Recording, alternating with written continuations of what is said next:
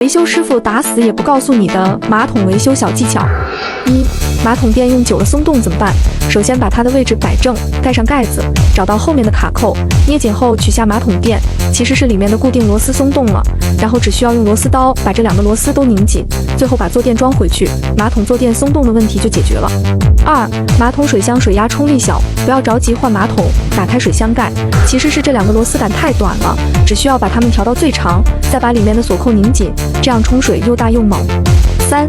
你家马桶无论怎么刷还是很臭怎么办？瓶中加入小苏打、花露水、白酒、洗衣液，清水灌满，再将瓶盖扎孔，摇晃均匀，放入马桶水箱，这样马桶冲得既干净又没有异味。4. 马桶上水不停，每月浪费好几百，主要原因是进水阀出现了问题。首先关闭角阀，开空水箱，撬下蓝色装饰盖，拔出插销，取走浮漂杆，拧下上面的止水键，拆开橡胶垫圈，用清水冲干净里面的泥沙污垢，切记一定要找一根小针把上面的出气孔疏通一下，最后咋拆的就咋装回去，马桶上水不停的问题就解决了。没学会还不赶紧点赞收藏。